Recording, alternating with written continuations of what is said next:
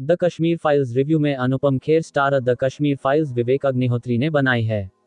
यह फिल्म कश्मीरी पंडितों के हालातों को दर्शाती है।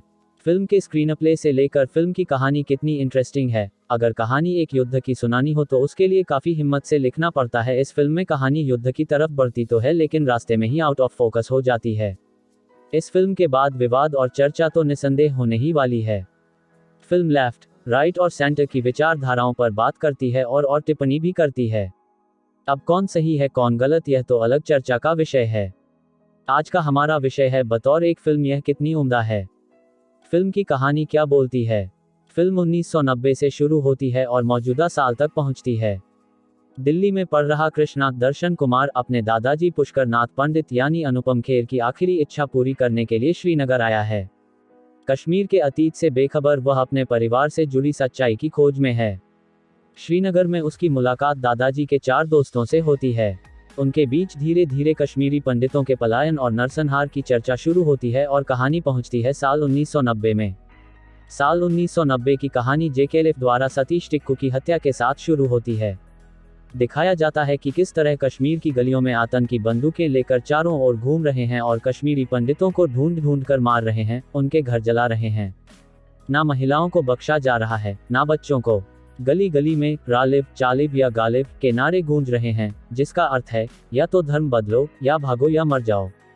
पहली सीन के साथ ही निर्देशक स्पष्ट कर देते हैं कि यह फिल्म 1990 की घटना को गहराई से छूने वाली है। निर्देशन विवेक अग्निहोत्री ने सालों रिसर्च के बाद इस फिल्म की पटकथा पर काम किया है और वो पर्दे पर भी दिखता है।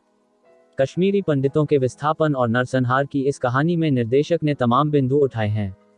जैसे कि कई लोग हैं जो मानते हैं कि कोई पलायन नहीं हुआ था, कोई नरसंहार नहीं हुआ था।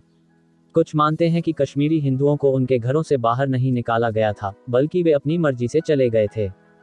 फिल्म में इसका जवाब दिया गया है। निर्देशक मुख्य तौर पर 3 किरदारों के जरिए हमें कश्मीरी पंडितों की पीड़ा दिखाने की कोशिश करते हैं। पुष्कर नाथ पंडित का किरदार एक आम पीड़ित पंडित को दिखाता है, तो शारदा का किरदार महिलाओं पर हुए अत्याचार को, और कृष्णा का किरदार पंडितों की तीसरी पीढ़ी है, जो अतीत की वास्तविकताओं से बेखबर है। हालांकि भावनात्मक पक्ष से ऊपर उठें तो फिल्म में थोड़ी कमियां भी दिखती हैं। कहानी कई जगह दोहराती सी लगती है और कल्पना के लिए कोई जगह नहीं छोड़ती। नरसंहार के दृश्य हों या अन्य हिंसात्मक कृत्य, निर्देशक आतंकियों की बर्बरता दिखाने के लिए स्पून फीड करते दिखे हैं। फिल्म में इतने सारे मुद्दे एक के बाद एक सामने आते हैं कि आपको इक्के दुक्के किरदारों को छोड़ किसी से जुड़ने का मौका ही नहीं मिलता है। फिल्म में एक्टर्स की एक्टिंग कैसी। फिल्म की स्टारकास्ट बेहद दमदार है।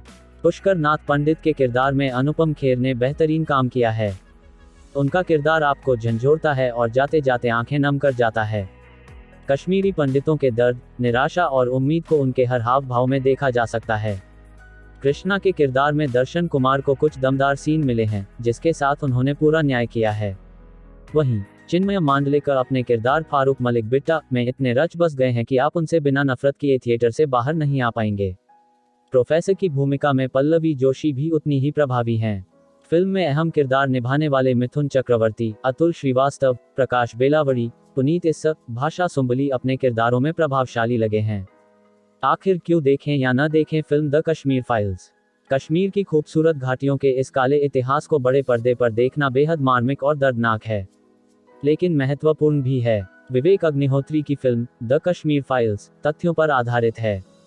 राजनीतिक झुकाव से अलग होकर देखें तो इस फिल्म में कश्मीरी पंडितों पर हुए क्रूर अत्याचारों को देखना, मानवता और न्याय व्यवस्था को घुटने टेकते देखना दिल दहलाने वाला है।